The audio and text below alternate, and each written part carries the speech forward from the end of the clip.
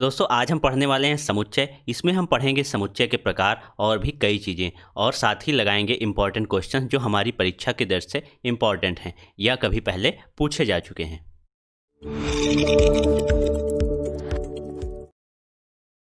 Welcome to वाह गुरुजी दोस्तों। तो आइए बात करते हैं हम समुच्चय की। आखिर समुच्चय होता क्या है? तो इसे हम कहते हैं सेट। तो ये बिल्कुल वैसा ही है जैसे हम दैनिक जीवन में सेट शब्द का यूज करते हैं। जैसे कहते हैं कुर्सियों का सेट है और डिनर सेट है, तो वही चीज़ है, एक ही चीज़ का समूह। वही यहाँ पर कह रहा है एक समान एकत्रित वस्तुओं को एक इकाई में रखने तथा परिभाषित करने को समुच्चय कहते हैं। एक ही गुणधर्म, जैसे कुर्सियाँ हैं तो कुर्सियों का सेट होता है तो सभी कुर्सियाँ ही होंगी, एक ही गुणधर्म वाली होंगी। ठीक है। वस्तुओं या गणितीय रूप में संख्याओं को एक साथ रखा जाता है। जैसे हम n किसे कहते हैं? नेचुरल नंबर को। तो n इक्वल टू प्राकृतिक संख्याओं का समुच्चय। तो इसको कैसे डिनोट कर देंगे? n equal to 1 2 3 4 dot dot dot. तो ये हमारा एक सेट बन जाता है, समुच्चय बन जाता है। किसका? प्राकृतिक संख्याओं का। ये होता है हमारा समुच्चय। अब आइए देख लेते हैं इसको हम प्रदर्शित कैसे करते हैं। तो हमारे पास इसकी दो विधियां होती हैं। पहली विधि है रोस्टर विधि और दूसरी विधि है समुच्चय निर्माण विधि। इसमें रोस्टर विधि में हम क्या कहते हैं? इसको हम तालिका विधि भी कहते हैं। क्या कहते हैं? तालिका विधि। इसमें क्या करते हैं, जो इसमें अवयव होते हैं उनको हम मंझले ब्रैकेट में कॉमा से अलग करके लिख देते हैं सूचीबद्ध तरीके से। लेकिन समुच्चय निर्माण विधि में क्या होता है, हम उनके गुणधर्मों को प्रदर्शित करते हैं। कैसे? जैसे हम एक संख्या को मान लेते हैं, जैसे x इक्वल टू कुर्सी, x इक्वल टू चेयर या कुछ भी हम मान लेंगे, तो उसको सच डैट लगा के इसको हम सच डैट बोलते हैं। फिर x क्या है? x एक कुर्सी है। ठीक है, x कुर्सी है। ठीक है, इस प्रकार से इसमें प्रदर्शित करते हैं। अब आइए एक एग्जाम्पल के द्वारा देख लेते हैं कि उसी को हम रोस्टर विधि में कैसे लिखेंगे और उसी एग्जाम्पल को हम समुच्चय निर्माण विधि में कैसे लिखेंगे। ठीक है, तो आइए लिख लेते हैं हम। जैसे यहाँ पे हमको लिखना है 1 3 5। ठीक है, डॉट डॉट डॉट। तो क्या हुआ? 1 3 5 आगे 7 आएगा। तो ये हम क्या देख रहे हैं?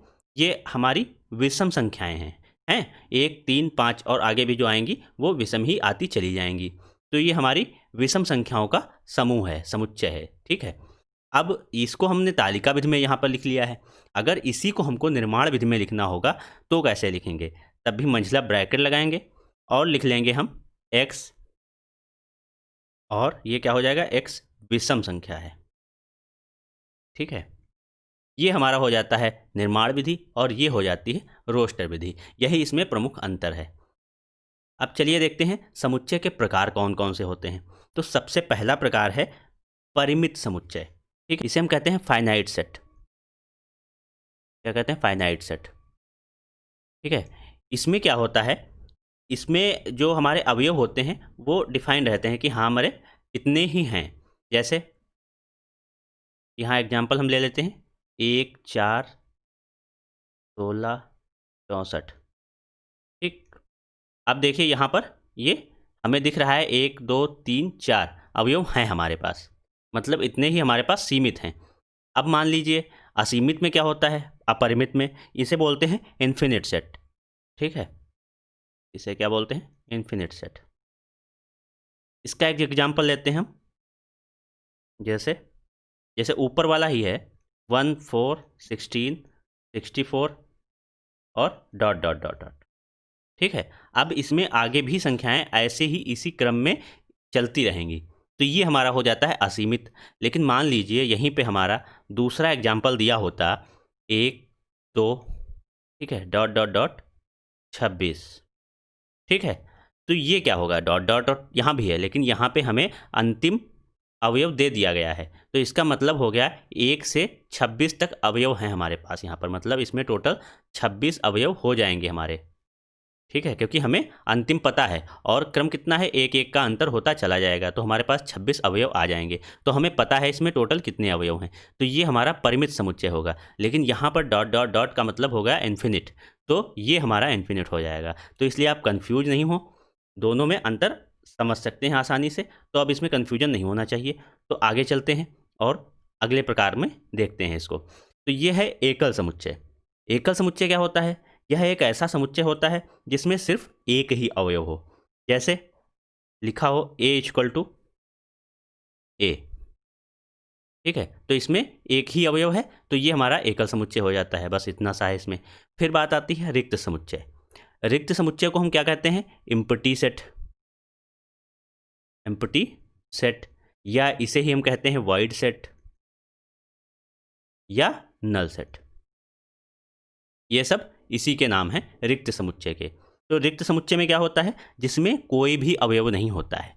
तो ध्यान रखिएगा, अगर कहीं पर लिखा हुआ है ये, तो ये क्या हुआ? ए इक्वल टू मान लीजिए दिया हुआ है, तो ये हमारा हुआ एकल समुच्चय, क्योंकि जीरो भी एक अवयव है। ये रिक्त समुच्चय नहीं हुआ। क्यों नहीं हुआ? क्योंकि हम इसे डिनोट करते हैं फाई से। ठीक है, ऐसे। ये हमारा रिक्त समुच्चय हुआ, ना कि जीरो वाला। ठीक है, तो ये आपको इसमें ध्यान रखना है। बाकी रिक्त का अर्थ है कोई भी अवयव नहीं होगा उसमें। जैसे एग्जाम्पल की बात करें हम इसमें, तो क्या आप देख सकते हैं, जैसे मान लीजिए आपको समुच्चय दिया गया है x such that x square equal to 4, और फिर लिख दिया गया है एक्स एक विषम संख्या है, एक विषम संख्या है। तो ये हमारा रिक्त समुच्चय हो जाएगा। क्यों हो जाएगा? क्योंकि ऐसी कोई विषम संख्या है ही नहीं जिसका स्क्वायर 4 हो। तो ये हमारा क्या हो जाएगा? रिक्त समुच्चय। तो रिक्त समुच्चय इक्वल टू ये हमारा हो जाएगा। तो इस प्रकार से ये था हमारा रिक्त समुच्चय। अब बात करते हैं समान समुच्चय की। समान समुच्चय क्या है? जैसे मान लीजिए ए इक्वल टू हमें दिया गया है 1 2 4 और 6, ये इतने इसमें अंक दिए गए हैं, अवयव हमारे दिए गए हैं। पी हमारा दिया गया है 2 1 6 4। अब हम अगर जो देखें तो जो अवयव इसमें हैं वही अवयव हमको इसमें भी मिल रहे हैं, तो ये हमारा हो जाता है समान समुच्चय। तो क्या हो जाएगा? ए इक्वल टू बी। ठीक है, इस प्रकार से ये हम देख लेते हैं समान समुच्चय। अगला देखते हैं क्या है? उचित उपसमुच्चय से हम कहते हैं प्रॉपर सबसेट। क्या कहते हैं? Proper subset. ठीक है, इसमें क्या होता है, इसको समझने के लिए हम पहले समझते हैं उपसमुच्चय, जिसे हम कहते हैं सबसेट। अब इसको पहले हम जान लेते हैं सबसेट में क्या होता है। तो ये जो है, मान लीजिए आपके पास ए अवयव है, ए समुच्चय है जिसमें लिखा हुआ है 3 4 और 6। बी समुच्चय है जिसमें लिखा हुआ है 3, बी में क्या है 3 4 6 8 7। ठीक है, अब यहाँ पर हम देख रहे हैं ए के जो अवयव हैं वो सभी के सभी बी में भी हमें मिल रहे हैं। तो ए सबसेट हो जाता है, ए सबसेट हो जाता है बी का। सबसेट का चिन्ह क्या होता है? ये ऐसा ऐसा। ठीक है, ये सबसेट का चिन्ह होता है। तो जब सभी अवयव ए के बी में मिल रहे हों तो उसका सबसेट हो जाता है, वो चाहे उतने ही हों। जैसे ए इक्वल टू 1 2 3 दे रखा है और बी इक्वल टू दे रखा है 3 1 2। देखिए सभी अवयव इसमें भी मिल रहे हैं, तो भी ये क्या हो जाएगा? ए जो है बी का सबसेट हो जाएगा। अब बात करते हैं प्रॉपर सबसेट की। इसमें क्या रहता है? सेम है, बस थोड़ा सा अंतर है। इसमें आपका बी जो है ए के इक्वल नहीं होना चाहिए, अर्थात जो बी में अवयव हैं तो उसमें एक अवयव ऐसा होना चाहिए कम से कम जो ए में ना हो। जैसे ए मैंने लिख लिया 1 2 3, बी लिख रहे हैं 1 2 3 4। ठीक है, अब देखिए 1 2 3, ये तीनों अवयव मिल रहे हैं, लेकिन एक अवयव ऐसा भी है जो ए में नहीं मिल रहा है, तब ही जो है ए हो जाएगा प्रॉपर सबसेट किसका? बी का। ठीक है, ये अंतर है प्रॉपर सबसेट और सबसेट में। ठीक है, ये इसका सबसेट भी हुआ और प्रॉपर सबसेट भी हुआ, लेकिन जब हमें बराबर मिल जाएगा तब वो प्रॉपर सबसेट नहीं होगा। अब आइए बात कर लेते हैं सार्वत्रिक समुच्चय की। इसे हम कहते हैं यूनिवर्सल समुच्चय, अर्थात यूनिवर्सल सेट। Universal set. अब इसमें क्या रहता है? इसमें जो भी समुच्चय हमें दिए गए हैं, जैसे मान लीजिए ए इक्वल टू दिया गया है 1 2 3, बी इक्वल टू दिया गया है 4 5 6 और C इक्वल टू दिया गया है 7। ठीक है, तो इसका जो है सार्वत्रिक समुच्चय हो जाता है, अर्थात यूनिवर्सल सेट हो जाता है U, जिसे हम किससे डिनोट करते हैं? U से। तो U इक्वल टू हो जाएगा, उसमें आपके सभी आ जाएंगे, जैसे 1 2 3 4 5 6 7। तो U जो है ये यूनिवर्सल सेट हो जाएगा किसका? A, B और C का। ये होता है हमारा यूनिवर्सल सेट। तो आगे बढ़ते हैं तो देखते हैं समुच्चय की संक्रियाएं। तो इसमें सबसे पहले आता है संघ समुच्चय ज्ञात करना, अर्थात यूनियन सेट ज्ञात करना। पूछा जाता है यूनियन सेट ज्ञात कीजिए। इसको काहे से डिनोट करते हैं? U से। ठीक है, ऐसे इसमें दो समुच्चय A और B हों तो A यूनियन B में A और B दोनों के अवयव हों, परंतु दोहराया नहीं जाएगा। जैसे एक एग्जाम्पल से इसको समझते हैं। A इक्वल टू 1 2 3 और 4 है। फिर B में दिया गया है 6 2 4 7 8, ये दिया गया है। अब अगर आपको कहा जाता है A यूनियन B निकालना है आपको, तब क्या करेंगे आप?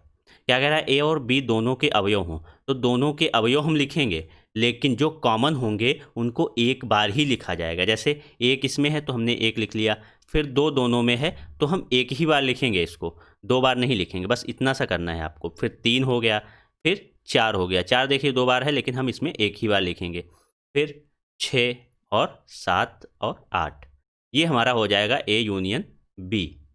अब इसमें आप देखेंगे तो A के अवयव भी आपको मिल जाएंगे और B के अवयव भी मिल जाएंगे। बस आपको ध्यान रखना है कि जो कॉमन मिल रहे हैं वो डबल ना होने पाए।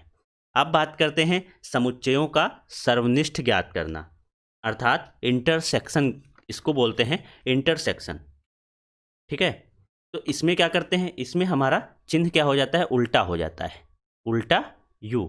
जब आपसे कहा जाएगा A इंटरसेक्शन B निकालिए, तब आप इसमें ये अप्लाई करेंगे। अब इसमें क्या लिखा है देखिए, A इंटरसेक्शन B से प्रदर्शित करते हैं और इसमें A और B के उभयनिष्ठ अवयव होते हैं। अब इसमें सिर्फ हम कॉमन अवयव लेंगे, जो कॉमन होंगे वहीं लेंगे। इसमें क्या करते थे? सभी के सभी ले लेते थे और कॉमन वालों को एक बार लिख लेते थे। अब इसमें क्या करेंगे? हम सिर्फ कॉमन को लेंगे। जैसे A इक्वल टू दे रखा है 1 2 3 6 और B इक्वल टू दे रखा है 1 2 4 6 8। ठीक है, अब हम देखते हैं कौन सा इसमें हमें कॉमन मिल रहा है। पहले हमको निकालना क्या है? A intersection B। ठीक है, अब देख लेते हैं कॉमन कौन सा मिल रहा है। 1 मिल रहा है तो इसको भी एक बार लिख लेंगे, 2 मिल रहा है और 6 मिल रहा है, तो ये हमारा हो जाएगा A इंटरसेक्शन B। ये दोनों में अंतर रहता है। इन्हीं दोनों से आपके क्वेश्चन भी बनते हैं। अभी तक जितने क्वेश्चन बने हैं आपके इन्हीं दोनों से बने हुए हैं। अब देखते हैं अगला क्या है, समुच्चयों का अंतर ज्ञात कीजिए। इससे भी आपके क्वेश्चन बहुत अधिक आते हैं। इसमें क्या कह रहा है? इसमें दो समुच्चयों को घटाया जाता है। इसे A minus B, B minus A से प्रदर्शित करते हैं। A माइनस बी का अर्थ है ऐसे अवयव जो A में हैं परंतु B में नहीं हैं। तो अब आइए इसको एक एग्जाम्पल के द्वारा समझते हैं। मान लीजिए आपको कहा जा रहा है A equal to 2 3 5, B equal to 5 7 3 और आपको निकालना है A माइनस बी। तो आपका क्या हो जाएगा? A से B को घटाना है। अब इसमें देखो क्या कह रहा है, ऐसे अवयव जो A में हैं परंतु B में नहीं हैं। तो B में कौन से नहीं है? देखिए 3 है और 5 भी है, लेकिन B में कौन सा नहीं है? 2। तो हमारा वही आंसर हो जाएगा। इसमें से हमने इसको घटा दिया। कैसे? 3 हटा दिया और 5 हटा दिया, यहाँ यहाँ जो मिला वो हटा दिया। अब कौन सा बचा? A में 2, वही हमारा आंसर हो जाएगा। एक दूसरे एग्जाम्पल से समझ लेते हैं। जैसे A इक्वल टू दिया गया है आपको 1 2 3 4, ठीक है, और B इक्वल टू दिया गया है आपको 2 4 6 8। ठीक, अब इसको करना है तो देखिए जो इसमें हो और इसमें हो उनको घटा दीजिए। 2 इसमें है 2 इसमें है, 3 नहीं है, 1 भी नहीं है, 4 इसमें है, 4 इसमें है। अब बचा क्या हमारे पास, a माइनस बी करेंगे तो क्या आ जाएगा, 1 और 3। ठीक है, जो इसमें बचेगा क्योंकि हमें इसमें से घटाना है वही हमारा आंसर हो जाएगा। तो इस प्रकार से ये हो जाता है समुच्चयों का अंतर। अब देख लेते हैं हम क्वेश्चंस को। एक क्वेश्चन है पहला, ये समुच्चय के प्रकार हैं, सीमित एवं असीमित है, एकल है, रिक्त है। तो हमारा आंसर कौन सा सही हो जाएगा, सभी। अगला क्वेश्चन है समुच्चय A इक्वल टू 1 3 5 7 9 में समुच्चय के अवयवों की संख्या बताइए, समुच्चय के अवयवों की संख्या बताइए। तो देख लेते हैं कितने अवयव, 1 2 3 4 5। तो हमारा 5 आंसर सही हो जाएगा। अगला देखते हैं, यदि समुच्चय A इक्वल टू इतना, B इक्वल टू इतना हो तो समुच्चय A इंटरसेक्शन B का मान बताइए। तो A इंटरसेक्शन B में क्या था, हमें जो कॉमन होते थे वो लेना होता था। तो आइए देख लेते हैं क्या कॉमन है। 2 नहीं कॉमन है, 3 नहीं है, 5 कॉमन मिल रहा है हमें, यहाँ भी है और यहाँ भी है। 7 देख लेते हैं, 7 कॉमन नहीं मिल रहा है, 9 यहाँ भी है, 9 यहाँ भी है, फिर 11 नहीं है, 13 यहाँ भी है और 13 वहाँ भी है। तो 5 9 और 13 ये 3 हमें कॉमन मिल रहे हैं। तो यही हो जाएगा हमारा A इंटरसेक्शन B। अगला क्वेश्चन देखते हैं, कह रहा है A इक्वल टू इतना, B इक्वल टू इतना, तो A इंटरसेक्शन B ज्ञात कीजिए। फिर से वही करना है, हमें कॉमन ले लेना है। तो देखते हैं कौन कौन कॉमन मिल रहा है। 6 नहीं मिल रहा है, 8 नहीं मिल रहा है, 11 यहाँ भी है, 11 यहाँ भी है, तो हमारा 11 हो जाएगा। और ये कौन सा समुच्चय कहलाएगा, एकल, क्योंकि इसमें सिर्फ एक अवयव है। अगला क्वेश्चन है समुच्चय A इक्वल टू इतना, B इक्वल टू इतना, तो A माइनस बी। कोई बड़ी बात नहीं है क्योंकि हम लोग सीख चुके हैं। आइए देख लेते हैं। तो इसमें से इसको घटाना है, तो कौन कौन सा अवयव उसमें मिल रहा है, 5 मिल रहा है, 5 घटा दिया, 3 मिल रहा है, 3 हटा दिया, बचा कौन, 2। ये भी हमारा आ गया एकल समुच्चय। ठीक है, अगला क्वेश्चन देखते हैं। ये सब आए हुए क्वेश्चन हैं तो आपके लिए इंपॉर्टेंट हैं, क्योंकि ऐसे ही क्वेश्चंस आगे भी पूछे जाने की पूरी संभावना रहती है। सिर्फ आपको ज़्यादा से ज़्यादा डिजिट चेंज होकर मिल जाएगा, लेकिन आपको मेथड पता है, आप आसानी से कर सकेंगे। तो आइए देख लेते हैं, यदि ए समुच्चय इतना है, बी इतना है, तो समुच्चय ए यूनियन बी तथा ए इंटरसेक्शन बी ज्ञात कीजिए। कोई बात नहीं है, आइए देख लेते हैं A union B. A union B में हमें क्या करना होता था, जो भी अवयव हैं सभी को लिखना होता था, बस कॉमन को एक बार करना होता है। तो 8 हो गया, ये हमारा 2 बार है लेकिन हम एक बार लेंगे, फिर 12, फिर 15, फिर 16 और 17, फिर हम ले लेंगे 20 को। ये हमारा हो गया ए यूनियन बी। देख लेते हैं एक बार, 8 12 15 16 17 और 20। यहाँ 8 15 छूट रहा है क्योंकि यहाँ हम उसको कवर कर चुके हैं, तो हमें 2 बार नहीं लिखना है। फिर बात करते हैं ए इंटरसेक्शन बी की। इसमें क्या करना है, हमें सिर्फ कॉमन वाले लेना है। तो आइए देख लेते हैं कौन सा कॉमन है। हमें 8 कॉमन मिल रहा है और जो हमने छोड़ा था वही हमें कॉमन मिल जाएगा। जैसे 8 हो गया और 15, 8 और 15, बाकी कोई कॉमन हमें नहीं मिल रहा है, तो यही हमारा आंसर हो जाएगा। तो दोस्तों उम्मीद करते हैं आपको वीडियो पसंद आई होगी, तो प्लीज़ इसे लाइक कीजिए, शेयर कीजिए और हमारे चैनल को सब्सक्राइब कीजिए। Thank you.